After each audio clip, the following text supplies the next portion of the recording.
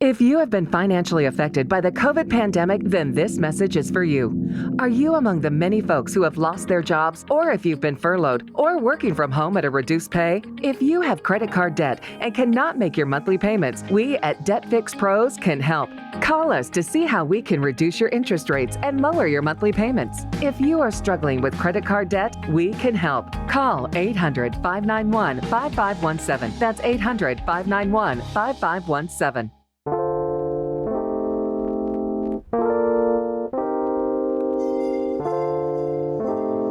This is the G Podcast with your host, Tonya B. Hey, what's up, y'all? This is the G Podcast, and we are, 2 days? 2 days? 17 hours as we tape the podcast before inauguration. You know what? I got to.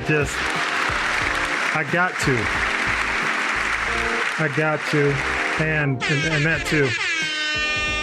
And because it's a special show and we have a special guest, the swear jar is out for everybody. Oh, man. Are you sure about that? I don't know. We'll see. I don't know, though. But Cheeto, and don't be offended, my special guest, but Cheeto Jesus's presidency is almost over. And let me just say, this is the final show that we will have to do with him as president. And that we deserve. No, not that. It just go on and dance, bye.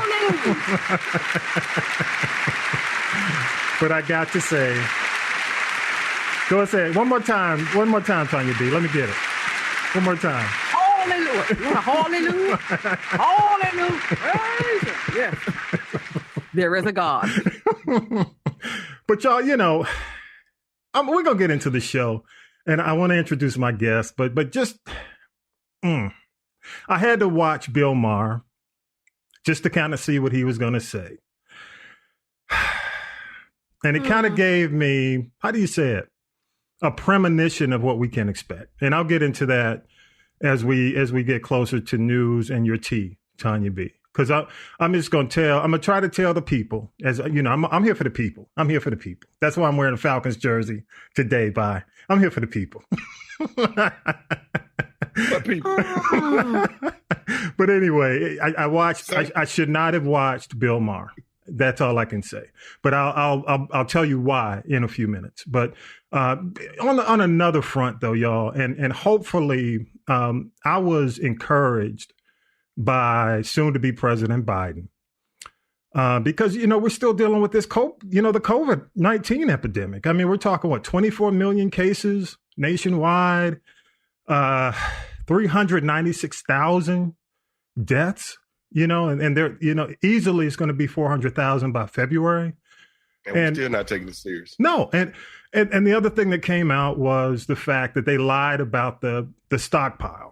They say, oh, yeah, we got a stockpile. They don't, so. And then, you look at the fact that people are out there really and truly on the talk show front making an attempt to make him look like the greatest president of all time. People are going, I just want to warn y'all, don't let it get you upset. Because that's what's going to happen, after the fact that, not only is he I think history will judge him, and y'all can jump in a few minutes, but history is going to judge him as not only the worst president, but probably the worst ever. Ever. That's EVA. No PR. EVA. EVA. Ever. And the worst leader, not only in America, in the presidency, in the White House, but also just in a world leader. It's just interesting. Anyway, welcome to the G Podcast. Every week we do news, politics, that pop culture, that hot tea. Tonya B, I can hear you. You don't sound like Charlie Brown's teacher. I'm happy. I'm thrilled. The mic is back. My mic sound nice. And Vi is back in the building, and every week we do this thing, and we're on Amazon Music, y'all. Make sure you set us up on your Echo smart device, all you have to do is say, Alexa, play This Is the G podcast. And also you can check us out on YouTube. But let me introduce, because she's sitting there all patient, all, South Carolinian like, and I got to say hello. How long's it been since you actually lived in South Carolina? How long's it been? Special guest. Ooh, 11 years. About 11 years. No, 16 years. Yeah, 16. This is 2020, 16. Yep, 16. Well, actually, it's 2021, but I know what you're saying. You just completed. You still like years. On the edge. But gotta say what's up and give kudos. Why am I keep hitting that button? To Fran of Faith, Family, and Fundamentals with Fran. I knew I shouldn't have wore the Falcons jersey. I'm hitting the wrong buttons. But anyway, gotta say what's up to Fran. Outstanding show. Not because, and full disclosure, I help her produce the show every single week, but she does just a phenomenal show that mixes current events, family, and biblical principles. Really. And that's hard to do. As you're a Christian and you're trying to call what it is. I can imagine. I mean, I have to produce the show, so I have to listen, and that's my church. That's kind of like my church every week, because I got to produce the show, so I have to listen. I got to listen. Well, not have to, but I enjoy listening, Fran, to your show. Do you take it? But do you take it in? Yes, I. Well, that's another story. Do you take it in? But anyway, Fran's an educator. She's a podcaster, woman of faith, and she's a poet. So Y-O, you there?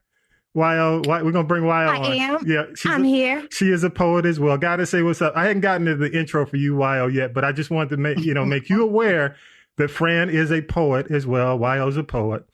Awesome. And Fran is a native of Hilton Head, right, Fran? That South is Carolina? correct.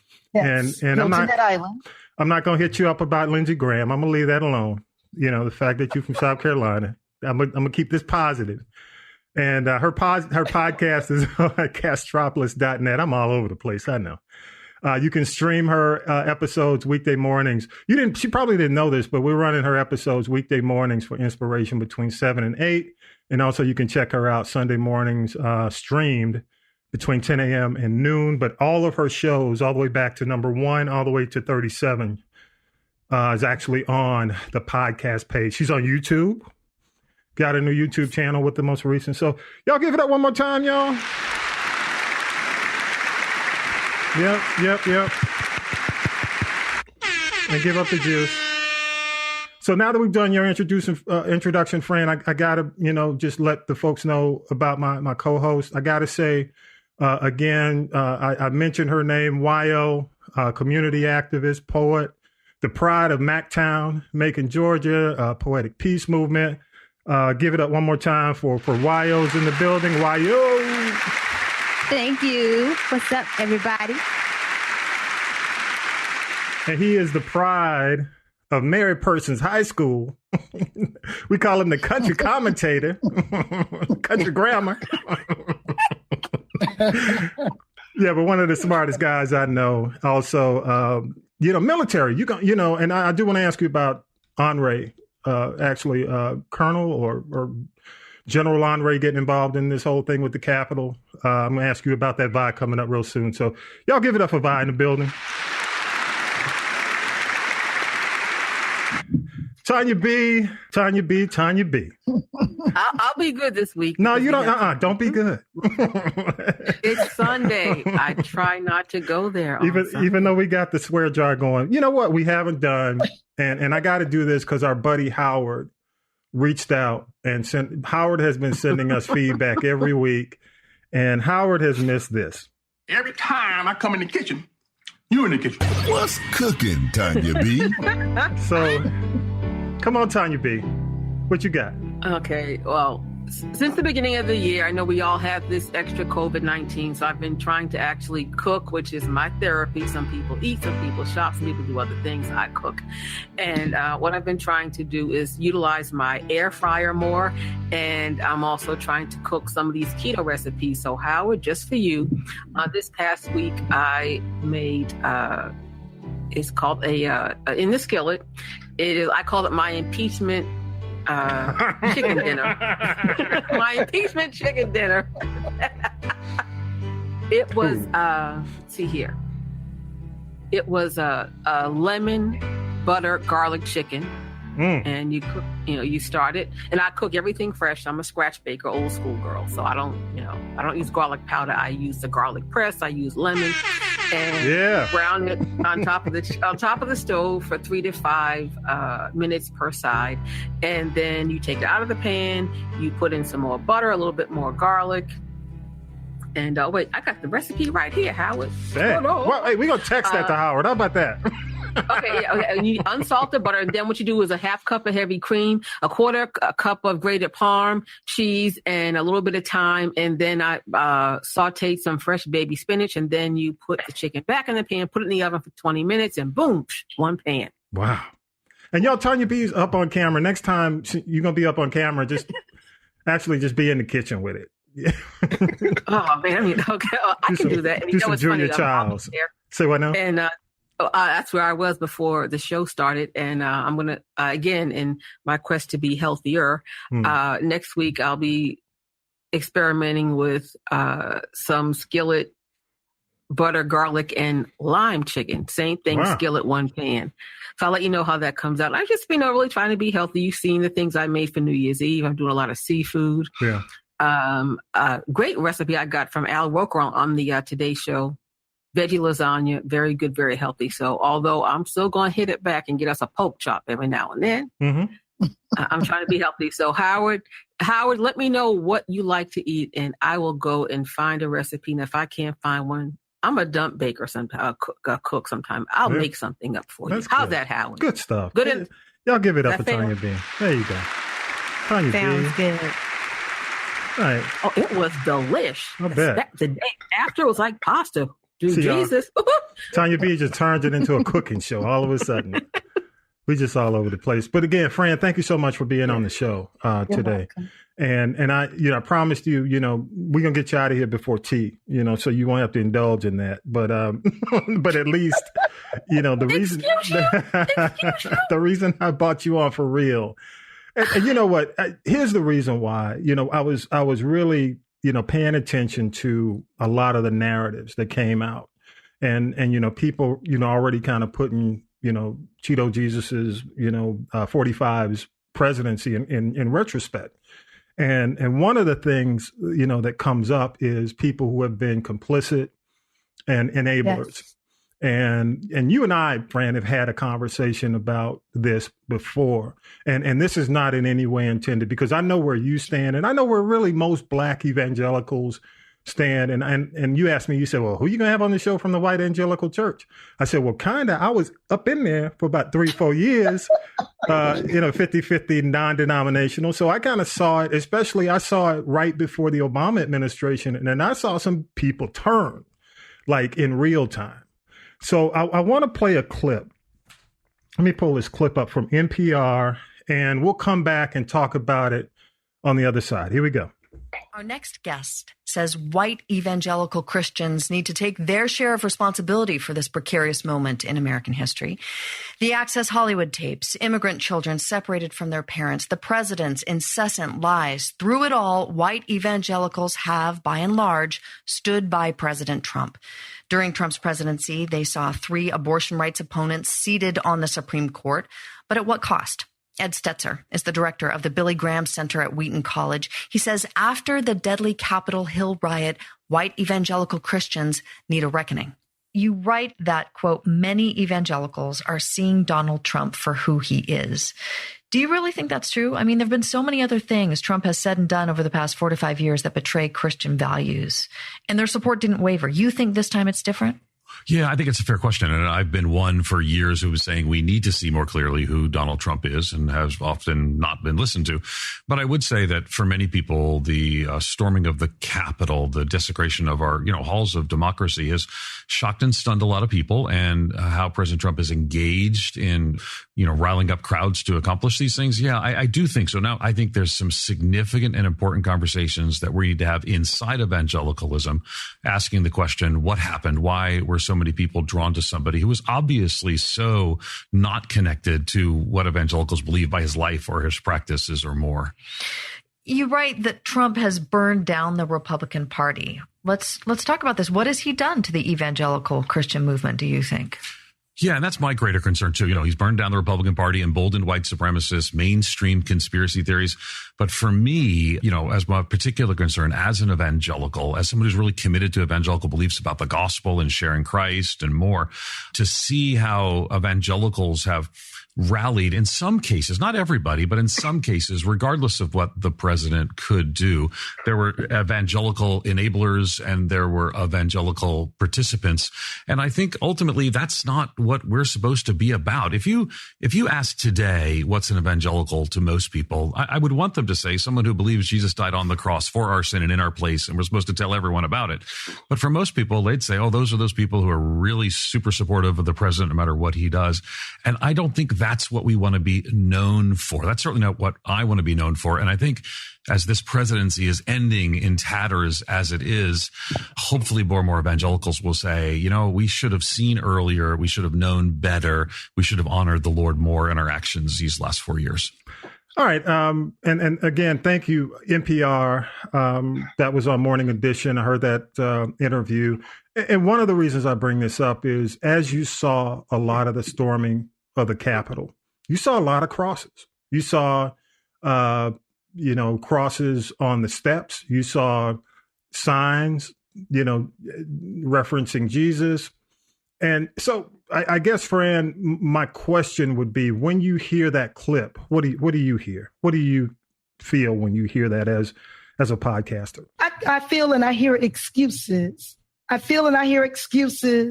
And it's sickening to somebody who's truly a Christian, because, see, those white evangelicals saw Donald Trump as one who would restore Christian America. They saw or they heard of abortions being legalized. They heard of same-sex marriages being legalized. And these are things that the evangelical Christians stood against. These are things that Christians stand against or stood against way back when, in the 70s and on back. But things have changed. And their attitude is really, President Trump gets a pass. He's not a faithful person. No faith, no morality, no good character, no tolerance. But he actually connects with evangelicals because they speak the same language. According to a book writer, evangelicals feel that Trump actually answers to the racial grievance of the white base of the Republican Party, which claims they're Christians. You said you saw a lot of crosses at the Capitol. Yeah. Of course you did. If you look back and you do the research on the KKK, those people always claim they were devout Christians. That's one of the first things they say to you. God intended for whites to stay with whites and blacks to stay with blacks. Yeah. Their attitude is no biracial marriages. Their attitude is no second marriages. You shouldn't be married more than once. Their attitude is no abortions. They don't care what the situation.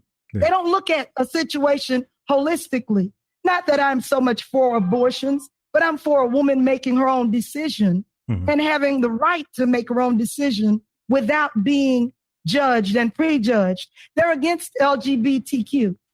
Yeah. They're against those particular situations. And it's not right, because God was a God of love.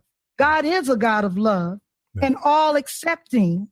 Your relationship with God is a personal thing. Yeah. But when I heard these people speaking, a lot of times they make excuses because they feel Donald Trump restores Christian America, not because he's the most moral person, not because he comes with strong character, because all of those things were missing. Even back in 2011, when they first had him on TBN and the Word Network. Wow. He was somebody who had been schooled as to what were the proper things to say, because someone realized that this would be a perfect base for Donald Trump. Yeah. And absolutely. He got in there and he did what he was coached to do. And he gained a lot of people, even though it went against everything that the Christian principles stand for. He said a few things right, and they started saying he was the chosen one.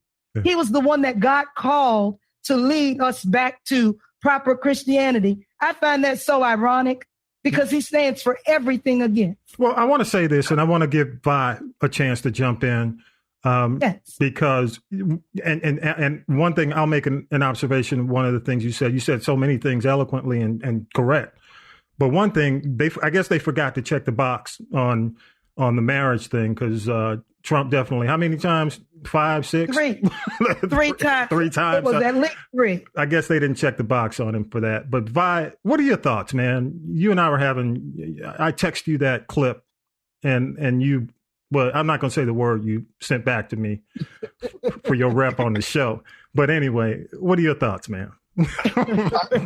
I pretty much agree with everything she said, because my thing is they agreed with Trump because he agreed to some of their ideas. Yeah. And they said we can live with the rest of the stuff. They can live with him being racist. They can live with him being cheating on his wife. They can live with all the stuff he did that was against the Bible. They can live with that because he gonna make abortion illegal. Mm-hmm.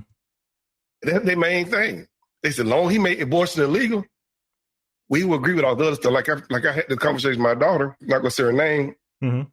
and she said the same thing. She said most of them are going to agree with him because he said he's trying to make abortion illegal. Like she said, because he agreed to some of their ideas. And if they look at him and pay attention to him, he don't actually agree with it. He is saying that, but they think you're good because you look at how he lived his life. He totally is totally against it. Yeah. Donald Trump has been a Democrat to the time he got ready to run for office. Yeah, so true. Good point. Tonya B, your thoughts? It's Sunday, for one thing, and we have company. And I think with him, he just found the lowest common denominator of intelligence. And he found those words, what do you call, like those buzzwords or those target words that would make them, he found the reactive, I know what you're saying. Those reactive words that made them go, and again, like you said, everything that he made those people think, he was for, if you had to apply that to his life as we know it, he would have been excommunicated, stoned. He would have the biggest scarlet letter on his forehead. What, Hester Pine, I think was a woman's name. She couldn't touch him. And, you think about it. So what he did, and that's one thing, I don't want to say that that's something that is admirable, but he found those trigger words to make that denominator of the population, flinch. And those are the people that vote for him. And I think they must still be, traumatized, or they drank some Jim Jones Kool-Aid, because they will still try, even the politicians, the other Republicans will try to rationalize, this illegal behavior, basically immoral behavior. Yeah. And I should say this one more thing. It makes you wonder, all the things that he's done to women, to objectify them, to disrespect them, to abuse them. What would he do in his crooked mind, because we know he's made comments? What if that was done to one of his daughters? Or his sister? You think about that. This is all these women. This somebody's daughter, mother, sister, auntie. And I'm like, that just shows to me just blatant, really is disrespect for people. But again, he is a master of one thing and one thing only, and that is appealing to the lowest common denominator of intelligence and fear in people. And that's why he is where he is today. All right. Y-O, what are your thoughts, Y-O? Yeah, he's definitely shown that he has influence to make the people who support him do the most. I mean, it's been evident. I mean, when you think about him telling them to march on down to the Capitol so they could, stop the steal. I mean, it's a powerful thing, and it's very influential people and positions that affect our lives that he's leading. And it does seem cultish. So very cultish. Very cultish. And the other thing, Fran, one of the things that comes up, we've also had the conversation, of course, because, you've got somebody in your family who ministers to youth.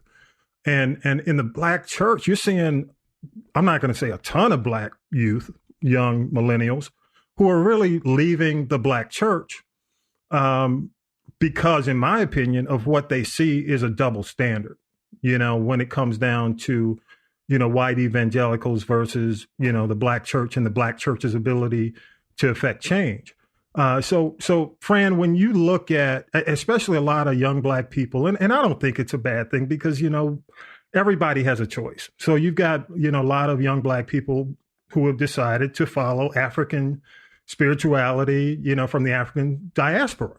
But they're leaving the traditional church. What can the black, because candidly, it ain't all the black church's fault because of what the evangelicals are doing. It's just putting a stain on Christianity. What can the black church do better to say, hey, this ain't us? Do you think, you know what I mean? That's them. To be honest with you, the black church can become more tolerant of differences. I know that the word has very, very well prescribed rules and laws and standards that we ought to follow. But you have got to be open-minded when it comes to accepting people. I personally, my brother that passed in 2016 was a gay male. Mm-hmm. And he spent a lot of his time at the church where I still attend. And there are a lot of gay males there. And I'm telling you, there are people who have a lot of problems, a lot of issues. They take real issue with gay males, gay females, what have you. But I believe we have to be more like Jesus. Jesus accepted everyone. Everyone. Yeah. And if you're not going to be more like Jesus, then get out of the way and stop saying you're going to disciple anyone. Because the higher up you get in the ranks as far as Christian leadership, I'm talking black and whites, the less people look at their morals, but they're the most judgmental group of people that I've ever met. Preach! The most judgmental. And it's not appropriate if you're trying to win people into. First, I got to have you pay attention to me. I've got to have you listen to me. I've got to have you respect what I have to say. Not I start to say that you're so wrong before you even get in the door good. I gotta accept people for who they are. Yeah. And people are coming from all different walks of life. People are coming from different attitudes, different upbringings, different backgrounds. And the word actually went as far as to say, get him in here and let the Spirit of the Lord do the cleaning and the changing if there are changes to be made. Yeah. So we've got to stop being so judgmental. I accept everyone. And it probably had a lot to do with my brother who passed in 2016, who was very gay, had a gay partner. They lived together, but it didn't stop me from loving him. And there are many of them in our church right now. And I say them as in many men who seem to gravitate towards other men.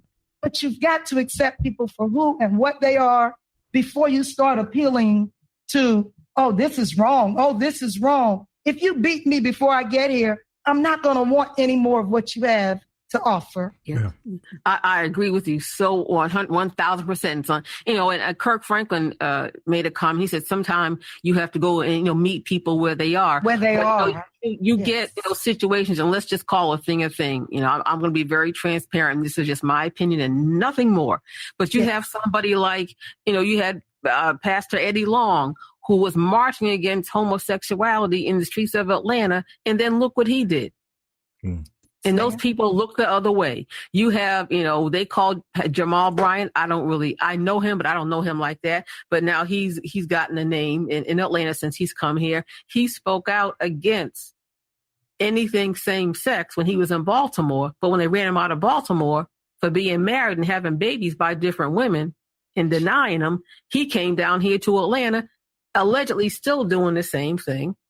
and, and hanging out at Magic City. That's what you do. That's what you do. We all, none of us is perfect and we all fall short. It's like thou doth protest too much. So then I think a lot of this stuff about, and maybe it is steeped in some of the old ways of, the Baptist, the Kojic, the Pentecostal, whatever. Mm-hmm. So it was like a thing of shame. Like there's a woman a couple of years ago who had a child out of wedlock, and she was a member of, I want to say maybe Marvin Winans church. Mm-hmm. And he refused to baptize her child because she wasn't married, but his son got babies out of wedlock. I'm like, come on now, So, this whole thing of do as I say, not what I do, and not what I do. Yeah. It doesn't work. And now people, would you rather have somebody who comes to you and says, you know what, I love the Lord with all my heart, but yes, I am a same gender loving person. Would you rather bring them into your church and embrace them, or do you want them to go out there and commit suicide? Yeah, so true. Hey, one thing you mentioned about Eddie Long, and that I remember that was back during the Bush administration when they held the march. And a lot of people believe that faith-based initiative, if you guys remember back during the Bush administration, there was a thing called the faith-based initiative. It wasn't as big during the Obama administration, but Trump reignited it. And basically, they gave money to a lot of churches who would approach or accept an initiative that was going on at the White House or in government. And they were basically given money to push the initiative. And a lot of people felt that march was almost like, okay, we got to do something. Oh, let's march, so that they could actually get the money. And their churches who do you think that plays a big part? Because the faith-based initiative has been a big part of Republican administrations. Fran, do you think that still it's about the money? About the money, but more so about their evangelical positions in the media.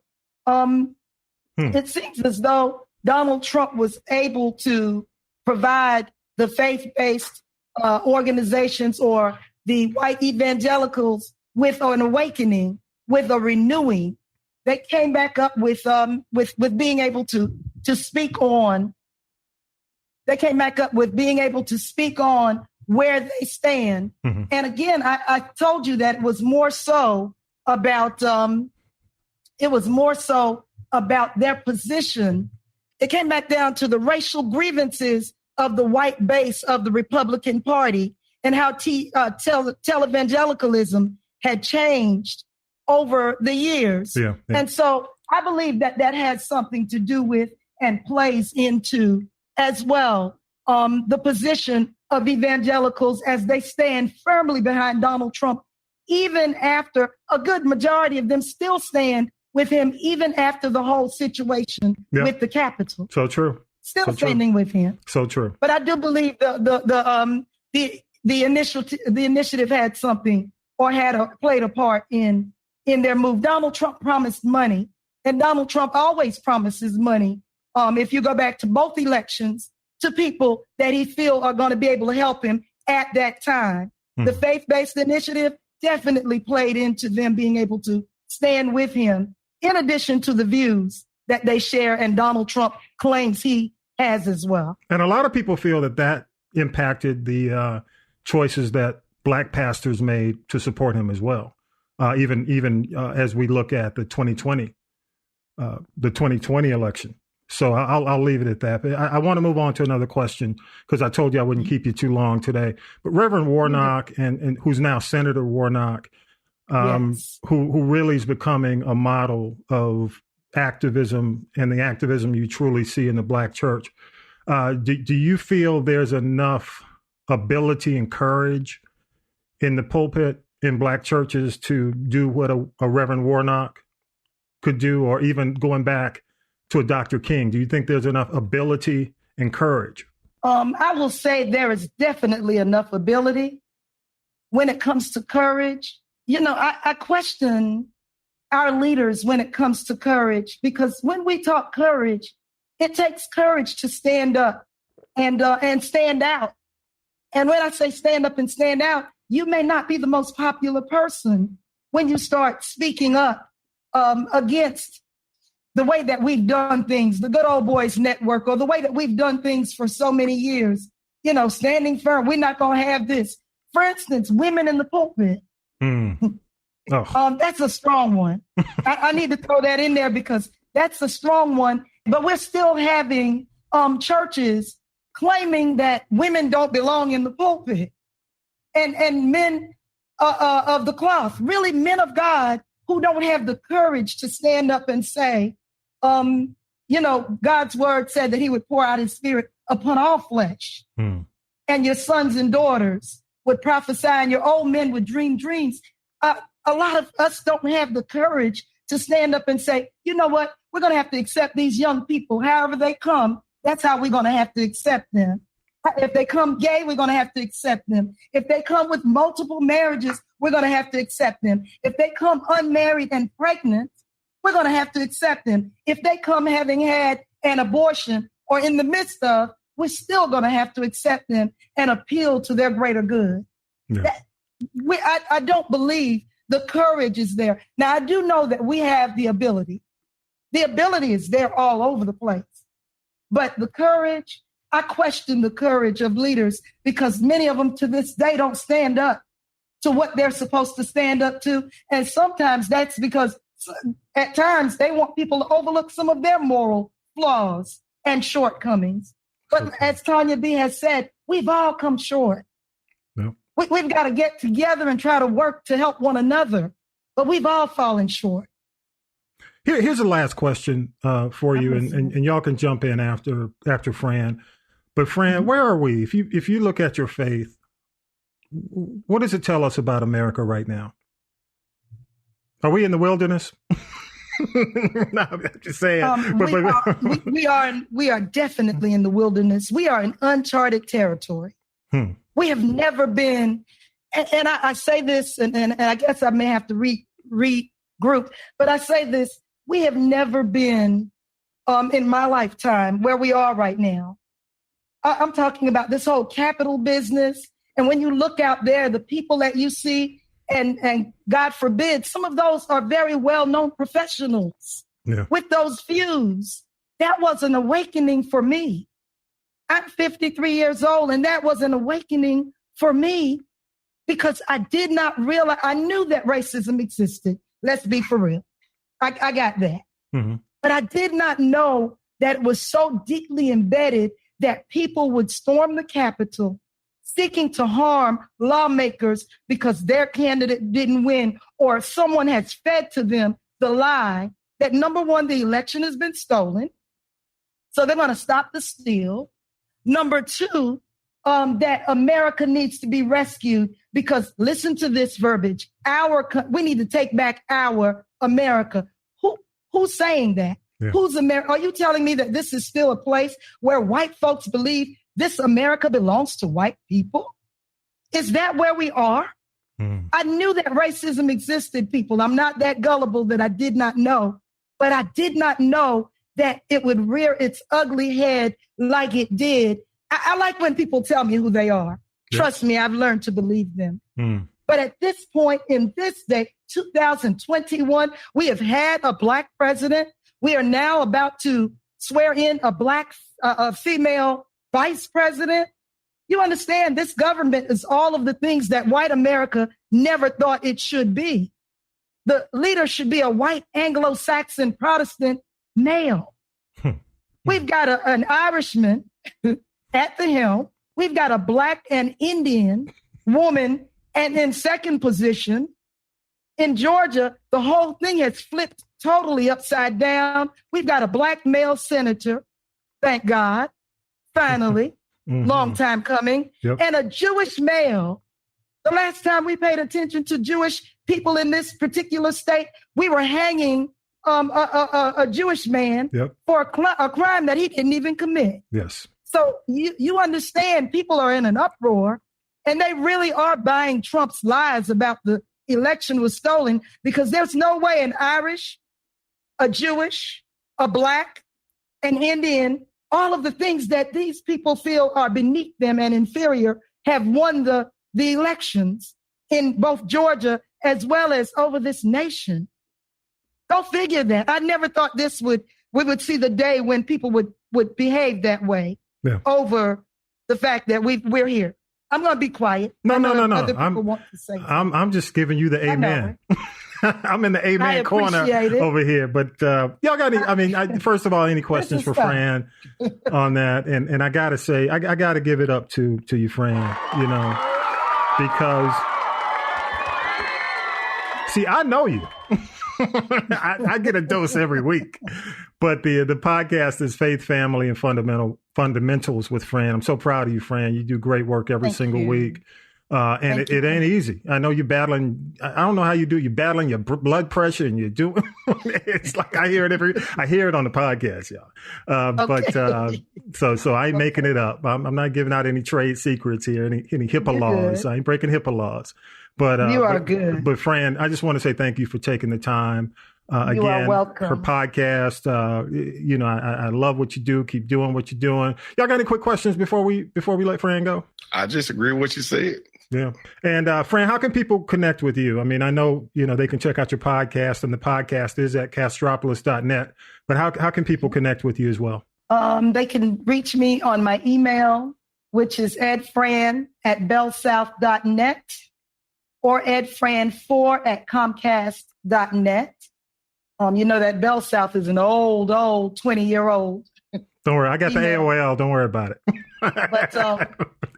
But both of those, or you can listen to me I'm on platforms that I don't even know that I'm on. I'm sorry. I don't know all of them. But well, you know what? If they follow you on your Instagram, there's a link if they follow, and I'll have the link for Fran on this podcast.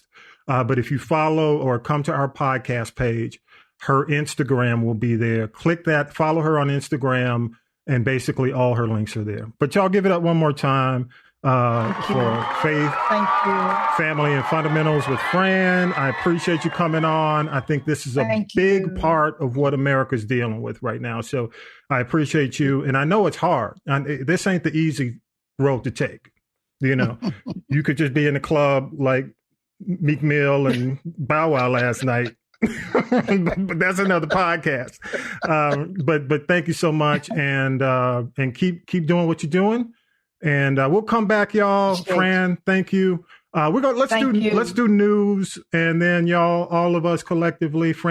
I'm getting Fran out of here before we do news, because we're gonna break the swear jar after you leave, Fran. Oh my goodness. Thank you for having me. And I listen to you guys weekly. I'm glad to put a face with Tonya B. Tonya B, I cook all of the time from scratch. Vi, it's good to see you. I just listen to the voices and I love it. But you know what? Just about weekly. You know what, Fran? It's good for us to put a face. Tonya B.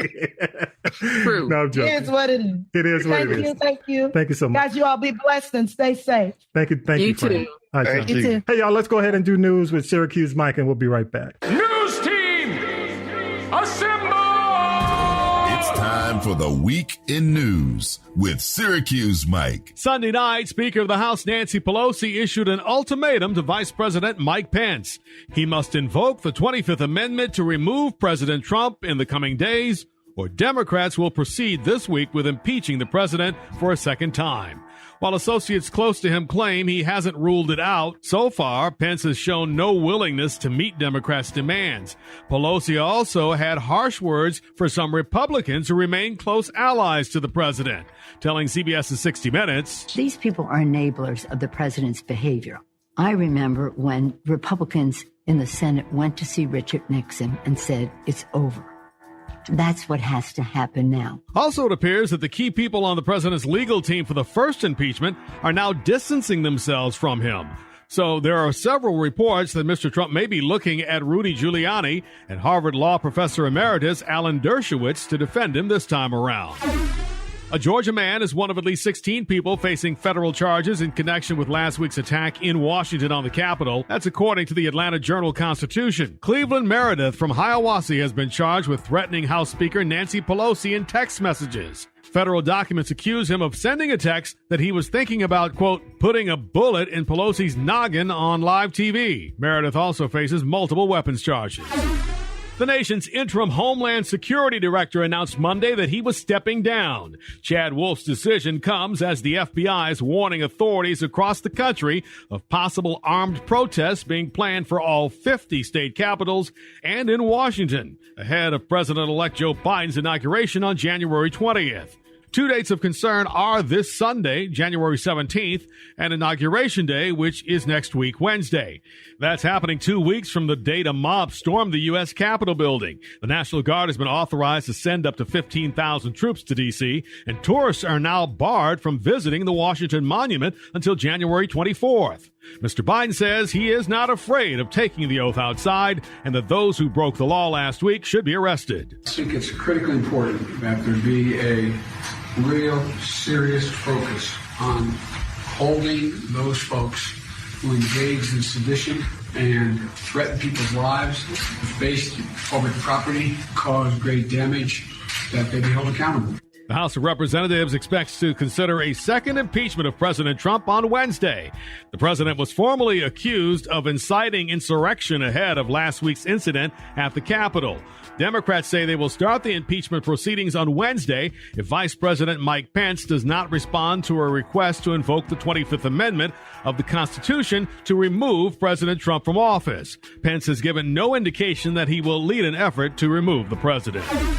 Another historic day with the U.S. House of Representatives voting Wednesday to impeach President Trump for a second time. Mr. Trump becomes the only president to be impeached twice. The quick vote comes as lawmakers wanted to hold him responsible for his role in last week's mob attack on the U.S. Capitol. House Speaker Nancy Pelosi with the outcome. The ayes are 232. The nays are 197. The resolution is adopted. Without objection, the motion to reconsider is laid upon the table. 10 House Republicans joined all of the Democrats who voted to impeach the president. The big question now is what's next? Speaker Pelosi will decide when to send the article to the Senate, which must either dismiss the charge of incitement of insurrection or hold a trial. The Senate's Majority Leader, Republican Mitch McConnell, has rejected Democratic calls to convene the Senate in emergency session to begin an immediate impeachment trial. Notably, this time, McConnell has not publicly opposed the impeachment process. President Trump's term will end next week on January 20th when Joe Biden is sworn in. President Trump released a statement Tuesday while the House debated over his impeachment, and later he released a video, also part of an attempt to prevent violence over the coming days leading to Biden's inauguration. Mob violence goes against everything I believe in. What? And everything our movement stands for. No true supporter of mine could ever endorse all lies. Violence. What? No true supporter of mine could ever disrespect law enforcement. What? Or our great American flag. The president made no mention of the impeachment vote.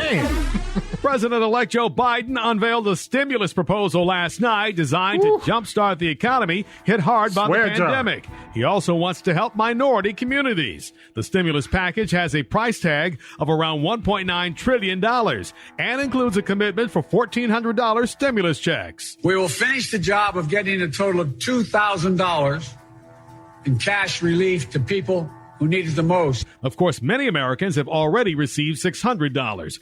One thing that may get in the way is the impeachment of Donald Trump, which threatens to consume lawmakers in the initial weeks of the new Biden administration. President-elect Joe Biden laid out plans to tackle the coronavirus and to get people vaccinated. Get more people vaccinated for free. Create more places for them to get vaccinated. Mobilize more medical teams to get the shots in people's arms. Increase supply and get it out the door as soon as possible. Security is at an unprecedented level in Washington, D.C., leading up to Inauguration Day, as federal prosecutors say in court filings that last week's siege of the U.S. Capitol by President Trump's supporters was meant to lead to the capture and assassination of elected officials. Federal officials continue to warn law enforcement across the country that they are concerned about the prospect of armed extremists appearing at planned rallies in the days ahead and conducting violence.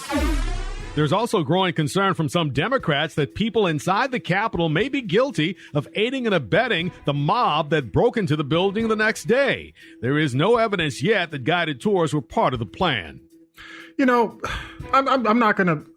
And first of all, I podcast audience, I appreciate you guys allowing us to drop in the weekend news, because I think it's important each show to kind of frame, because so much is happening. And I think it's important to kind of frame the week. And I thank Syracuse Mike Roberts for giving us his news clips every week. But let me say this, y'all. I'll start with you, Y-O. What stood out for you this week among everything? What just kind of made the radar, the antenna go up for you? I guess just the fact that it seems like a lot of these people are getting away with what they're doing. Folks just getting arrested, and then the reveal.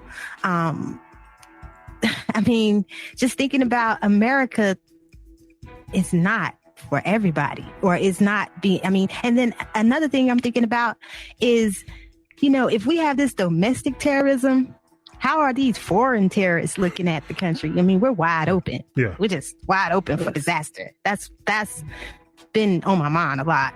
Yeah, good point. What about you, Vi? You're ex-military. Again, you spent 30 years in military. We're talking about the security on the Capitol. They're bringing in, you guys know Russell Honore, correct? You know him from Katrina. From Katrina.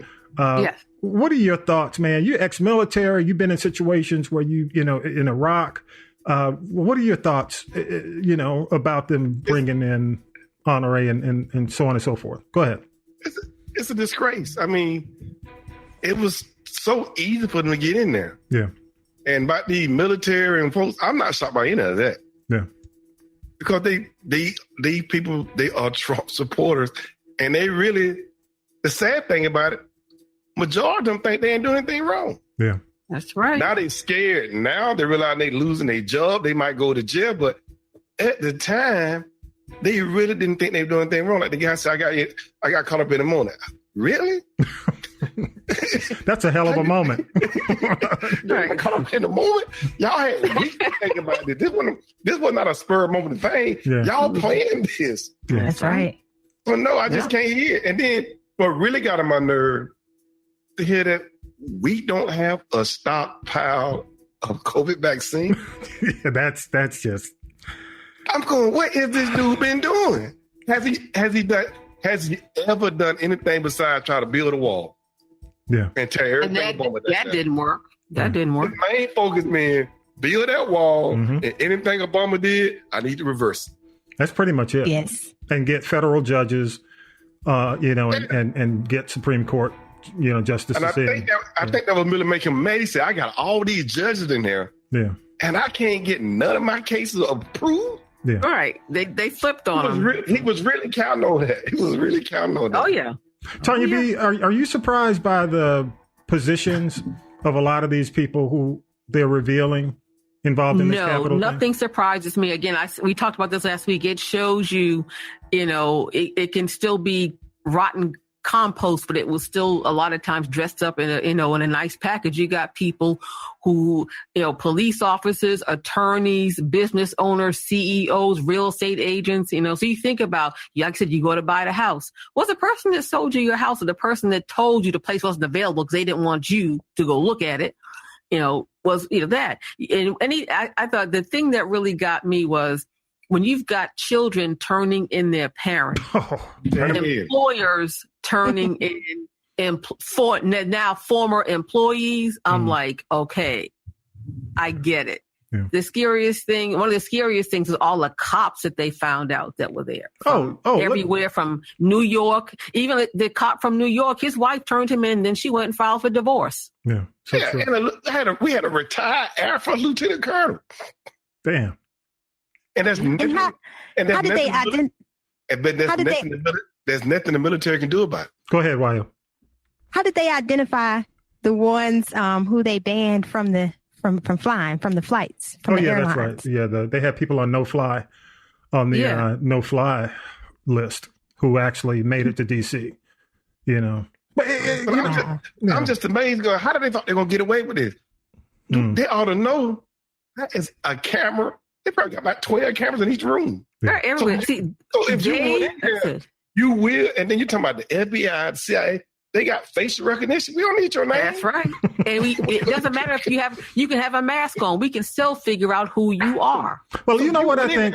You know what I think, y'all? If you went in there, you should be scared right now. I think, and this is what's coming out. I don't know if you had a chance. We taped the podcast on Sunday, so a lot of the Sunday shows are revealing new video. And I don't know if you've seen a lot of the new video and a lot of these conversations, because it reveals a lot of the conversations that they were having amongst each other. And they all were plugged in. They all knew. Even one said, oh, we better not do that. I don't think Cruz would want us to do that. You know, it's like they were having conversations as if there was a big meeting with a lot of these guys that gave them direction on the inside. They've got a couple of representatives right now who are under investigation because I don't really care to even remember their names, but I just call them the Sedition Caucus. A lot of the folks, what is it, like the day before, you were not allowed to have a civilian there? Yeah. But we had a few congressmen giving tours. Yeah. Okay, what's up with that? Yeah. Yeah. And it said no tourists, exactly. But they giving that tours that day. Yeah. And those people did that with no fear because they really felt that they weren't doing anything wrong, that there would be no repercussions. Yeah. And now a lot of them are trying to, they're down to the court, down to the jailhouse, as they say in Miami, Tootsie Roll, and trying to say, Trump told me to do it, so I shouldn't be guilty of anything. I did what he told me to do. Well, I'm going to say this to your point, Tonya B. I think a lot of people feel like, first, the evidence is going to disappear. They think that all of a sudden there's going to be a malfunction with the Capitol video. A lot of them feel like because they have people, quote unquote, on the inside, that a lot of this will mysteriously disappear because they got people in place. So that's yet to be seen. But I think that they, because, when you got people who are believing a lot of these conspiracy theories, they'll believe anything. It's just like for those who believe that 45 was going to come running with them, he ran the other direction. I should have thought they were going to get away with it, though. I said, well, if I didn't get arrested at the scene, I think I'm immune too. I have some type of immunity, When I said they thought they were going to get away, they actually thought they were going to capture some of the Republicans. Yeah, they thought that was what they went there to do. Yeah, and take the votes. A hostage situation. They were going to be able to do all that. Well, I'm going to close it with this, the news part of it, because I want to get into your tea, Tonya B. But I will say this, that I think ultimately, if you guys are aware of cell phone, the whole cell location. The towers, yeah. Mm-hmm. The problem, Christopher Wray had that meeting when he said, we know who you are and we know where you are. That should say to anybody who was in the building, you should have turned off your location services because all they got to do is do a sweep of the location, determine what numbers were in there during that time frame, and then do a location search nationally. And that's going to be it. See you. Even if they had turned off their phones, they'll be, we're here. We kicked in Nancy Pelosi's door. The minute they turn the phones back on, it's like the jig is up, y'all. The jig is up. Instagram, then trying to delete it. Dude. Everywhere. Yeah. But once it's posted, you can delete it all you want. Yeah, but I think the location services, location services is going to bust them all. And that's why Ray is saying, look, we got about 200 plus. That's why I think they're sitting back.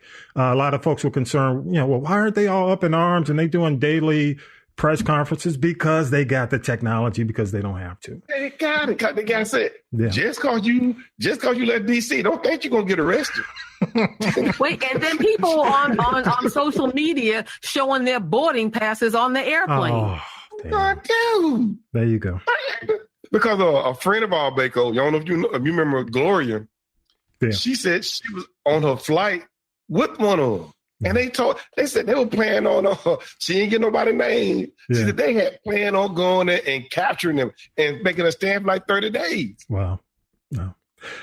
All right, y'all. Hey, let's do this. I'm somebody that means you thought you were going to succeed. I know. Yeah. I'm gonna leave it at that. Let's turn the page. Let's do this. Well, you know what? We ain't got time. We're gonna go ahead because we haven't done We haven't done this in a couple of weeks, and we need to definitely do it. So let's just go on ahead and get into it. Here we go. Now then, children, it's time for tea.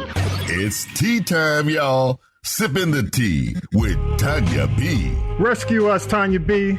Okay, I'm gonna make this really quick. I'm gonna give you some headlines. This is gonna be the shortest and the short. This is gonna be like the espresso version cup of tea. Tea. First, I want to say, if you haven't watched One Night in Miami on Amazon Prime, it is a directorial debut of the Academy Award-winning actress Regina King, who's come a long way from being Brenda on 227. Check this movie out. I have to watch it again. It makes you think.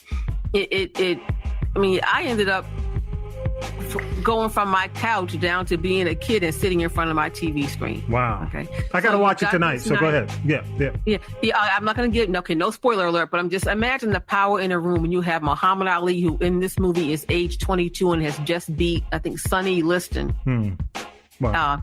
In a fight. You've got Jim Brown. Interesting. Legendary Sam Cooke and Muhammad Ali. Malcolm X, and, who... I'll just say he has some vision about what's going to happen to him, but it also shows about how he was the one that brought Muhammad Ali into the Nation of Islam. Excellent. Okay, so I'm just going to say, help yourself and watch it. Also, Tyler Perry is receiving the Humanitarian Award at the Oscars in April, and I'm just kind of giving that the side eye right now. I mean, he deserves it, absolutely, but here's why I feel that way. Because, everybody's, embracing diversity now. So I wonder if this is the Oscars way of saying, yes, we're embracing diversity. We're giving Tyler Perry a humanitarian award. Is he the first Black person to get it? Probably. But anyway, but then the other thing is the ratings for the Oscars have been in the tank for the last few years. So I wonder if they're trying to engage and get people of color to watch, because the ratings are in the toilet and they suck. Can I stop you there for a minute? I'll give you 30 seconds. Hit it. I got to give it up to Tyler, though. Come on. I'm going to give it up. Dude. Okay, yeah. I'm going to give it up because whenever there's a crisis, especially because we're in Atlanta, okay?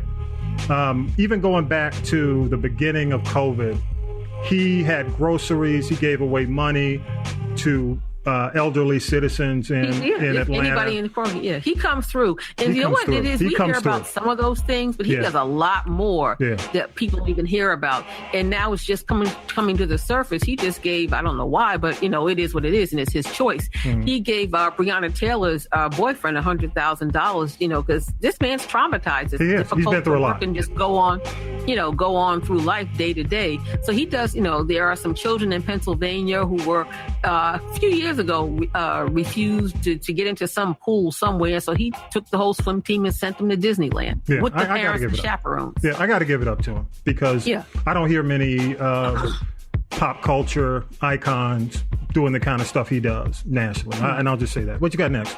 Okay. Also, let's see. I got to give it up right now to Cardi B, because Cardi B is another one, they're kind of quietly, she's been helping people out and paying people's rent and, keeping people from getting evicted. But she's now, one thing about Cardi knows how to get a coin. And even my mother, who's 89 years old, she knows who Cardi B is. She doesn't know about WAP and other things like that. But Cardi is joining the cast of Tyler Perry's show Assisted Living. She's going to play a crook who's on the run, and she's hiding out in the assisted living facility. That should be interesting, because we've got Cardi B and J. Anthony Brown. And Cardi's also going to be in the Fast and Furious 9, if God knows when that's going to come out. Also, on your small screen, I say NBC is now trying to be, the niche broadcasting corporation. Now they're, as of next Tuesday, adding some more Black and brown faces to their primetime lineup. There's a show coming on called Young Rock, which chronicles a lot of different phases in the life of Dwayne "The Rock" Johnson, which is good. That should be interesting. Okay, go ahead. Yeah, I know. Come on. How he grew up. His dad was a wrestler and the whole thing. The whole, I wonder how they're going to deal with, the race issue in this thing. And also Kenan Thompson, who's come a long way from Kenan and Kel.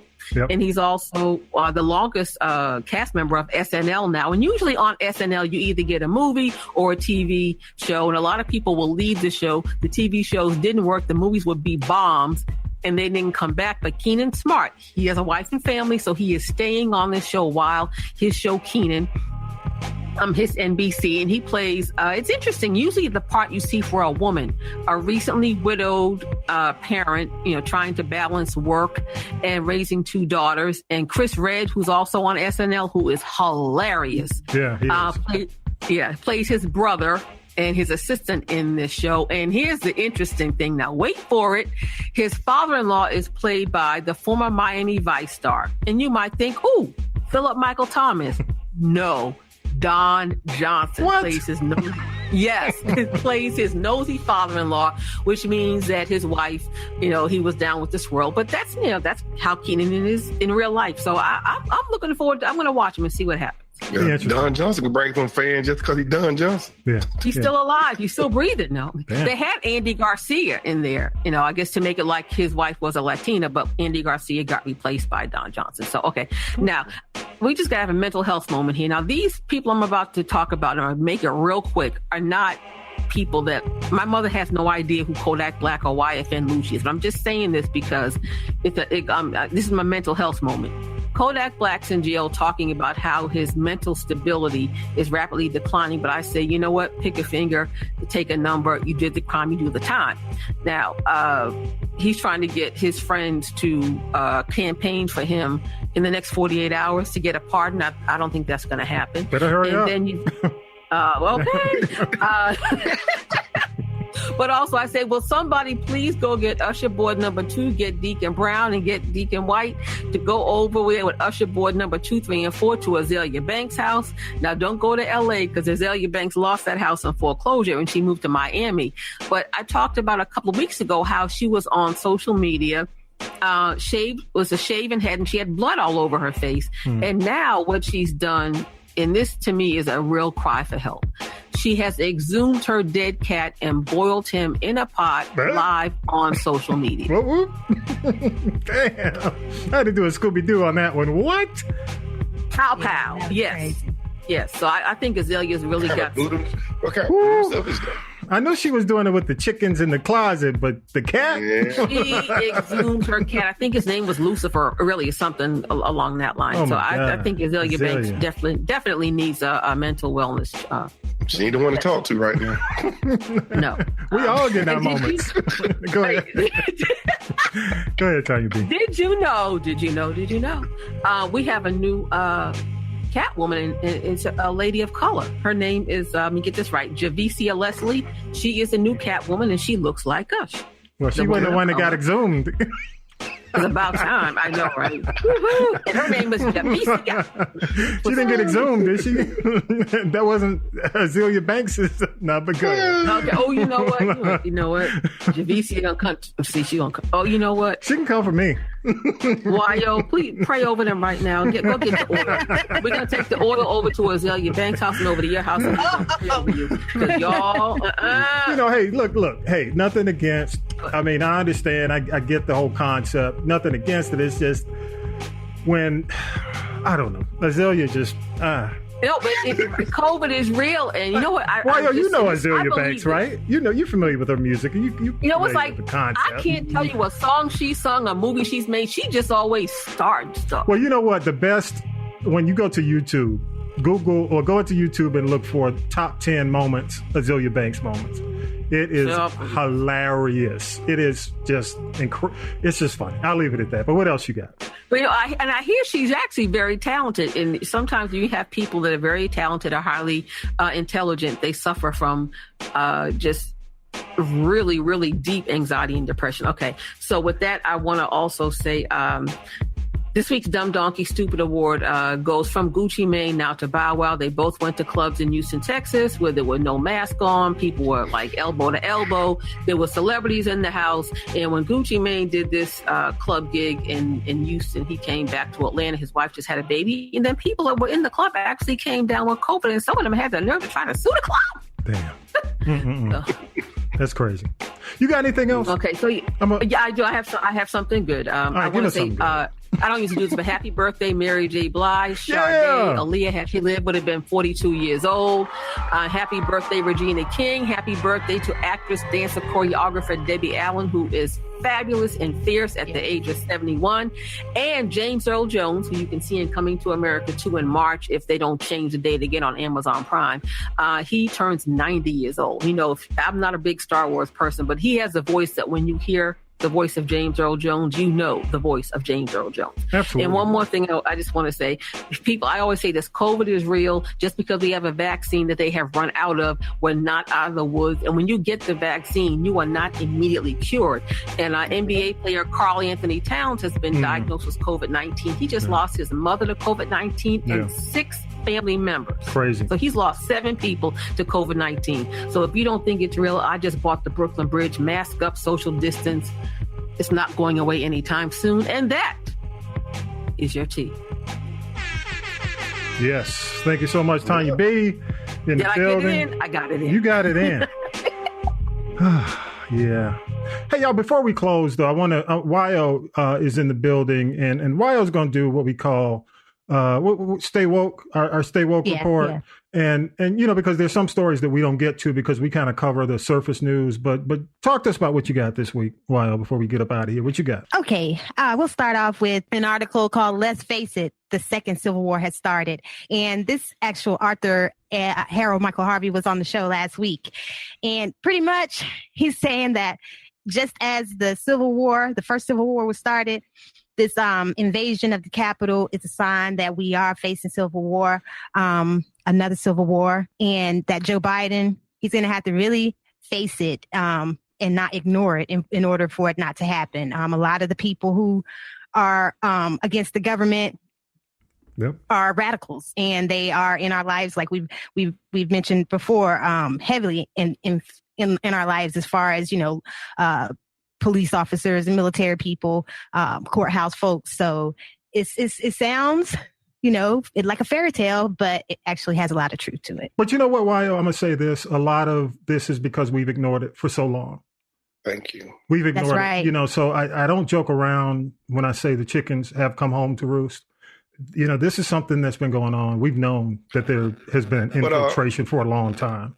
You know, I'm going to say it's like a blessing in disguise. That we know. But it's because the military and Biden, they are going to take this serious now. They've been blowing it away. I hope so. Proof to see. Yeah. The Capitol got taken and said, oh, no, they got it serious.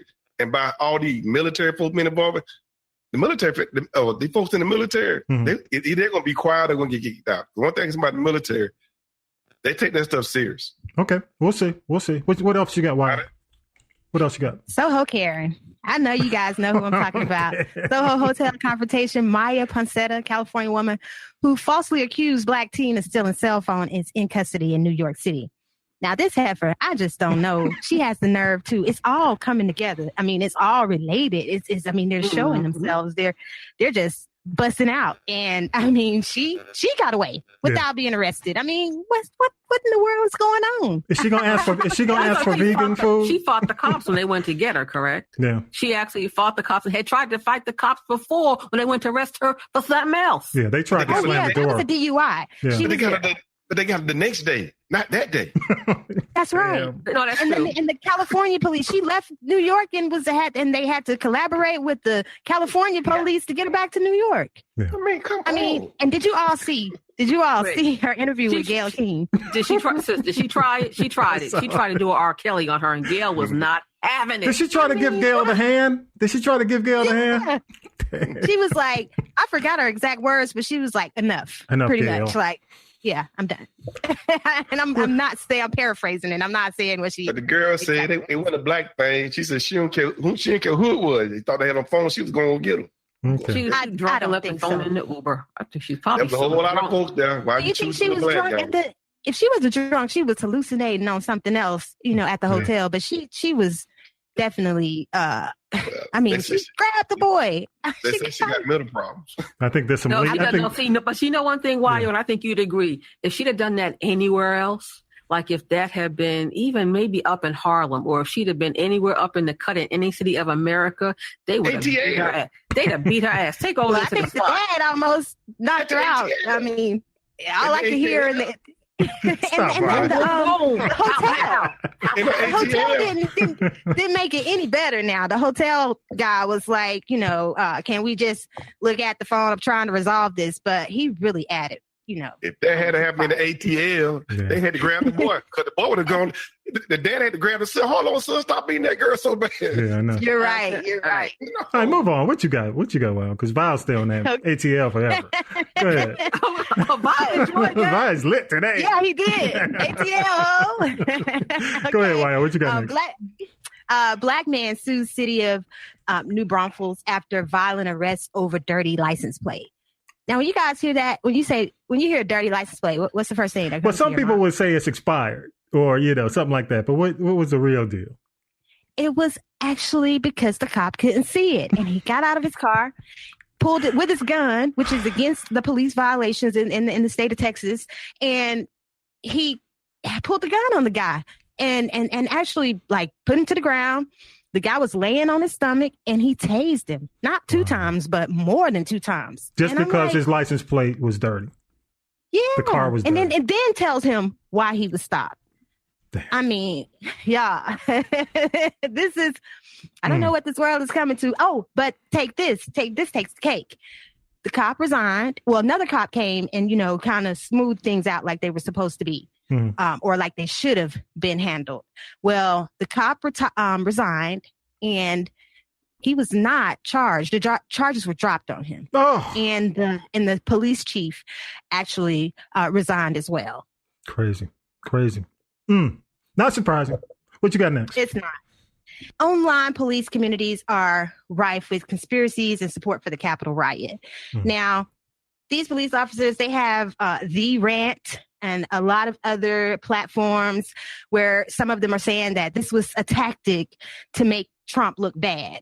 That I hadn't heard before this article, but some of them are just outright like, oh, we hope the wrong one didn't get shot. Shots fired. We hope the wrong one didn't get shot. I mean, it's really showing there are these sites where the cops can anonymously post. They're showing their asses. That's what's happening. I mean, they're showing that they feel like they're above the law, and they're coming up, and then you have another side that's coming up with all these conspiracies of what's actually happening and what we see is going on. You know what? That's probably where you're hearing the conspiracies about Antifa, which is nuts. Which even the Republicans stepped up when somebody said that. And said, "Come on now, no, we know those are your folks." That's right. They even the Republicans had to stop it. No, whoa. This no. They said it was they said it was Black Lives Matter and Antifa.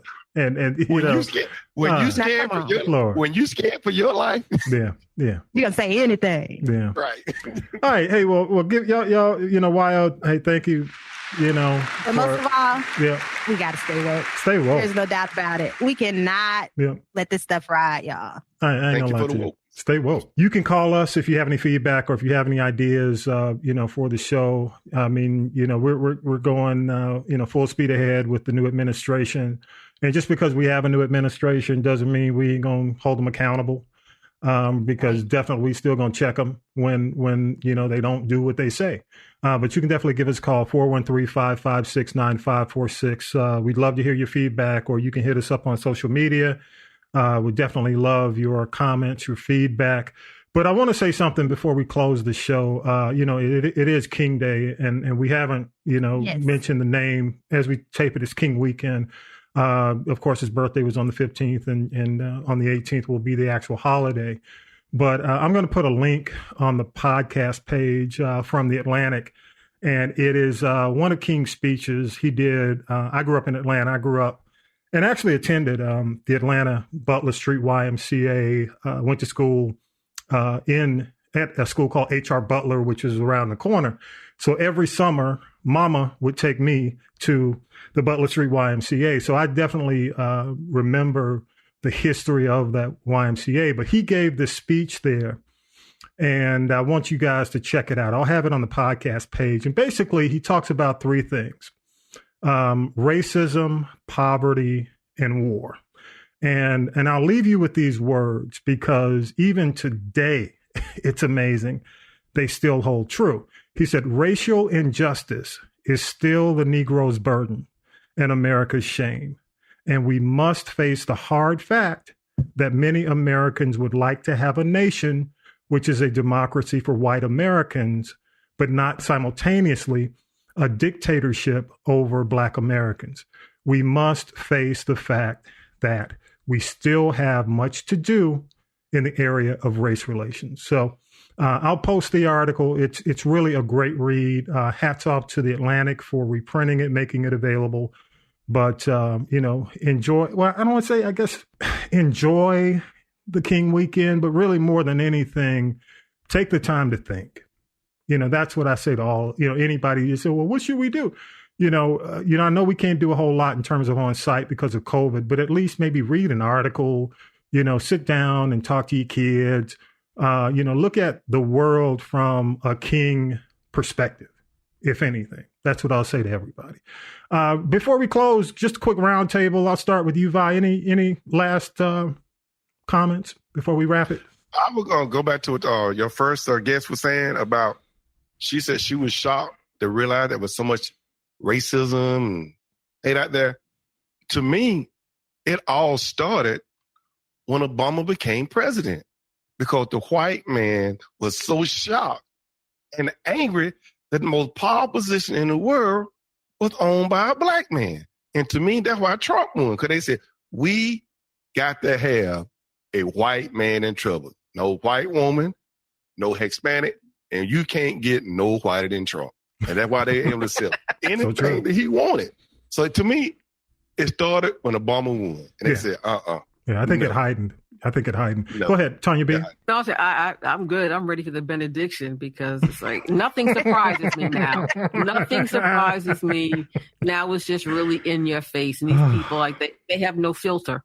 And again, they're not going to stop, because they're still going to try to find a way to get out of this and do something else where they feel there will be no repercussions. So it'll be interesting to see how things go in this country the next 48 to 72 hours. Y-O, our newest member of the show, what you got anything to wrap it with? Well, I just like to encourage us for real to stay woke, because one article I left out was about over the past 20 years, 2 decades, there's been racism allegations against the Capitol Police. Yes. 250 of them. That's crazy. Over 200 of them. So this is something that's just kind of like, I don't know, birthing. It's the egg is being broken, or the chicken is being hatched, because this stuff has been going on inside. Yeah. So we just got to pay more attention, like you said, and, stay aware of current events and take action. Take calls to action against what's, I ain't saying going out and riot, because we wouldn't get away with it, but we have to think smart, and we have to figure out some type of community movement building, something to that nature, where we can do it all around and come together as a force. And so true. That's my thoughts. Good stuff. Good stuff. I miss anybody? I got Tonya B. Okay. Hey, before we wrap it, we got to do this. I didn't come here to preach to you today. Here's your inspirational moment with Vi. 1 John chapter 4, verse 20. If anyone says, I love God, and he hate his brother, he is a liar. For he who does not love his brother, whom he has seen, cannot love God, whom he has not seen. And that's for everybody. Trump, Republican, Democratic, Christian. You can't say you are a Christian if you don't love your brother. Amen. Amen. All right, y'all, with that, got to say thank you to Fran from Faith, Family, and Fundamentals with Fran. Vi, thank you so much for everything you do. And, we tape on Sunday, so I done pulled him out the games, or at least one game.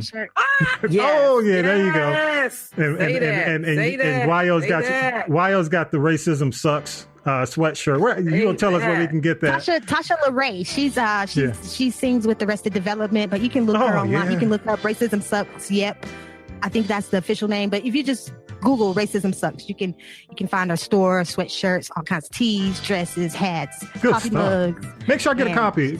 Send me that link. I'll look it up. I'll Google it and make sure we can get it too. And I do just a couple of things. I'll have the Atlantic article on King on the podcast page, as well as another book that I think everybody should read. Jim Wallace did a book called God's Politics. It came out 2005, and it really, I'm not going to go into it. I'll just make sure the link's on the podcast page, y'all. But again, thank you, Vi. Thank you, Tonya B. Thank you, Y-O. And with that, y'all, episode 66 is in the can, and we are out of here. Peace. Peace. Hallelujah. Hallelujah. Power to the people. Fight the power. Don't believe the hype. You've been listening to the G Podcast with your host, Tonya B. The G Podcast is a production of the Castropolis Podcast Network. Thanks for listening.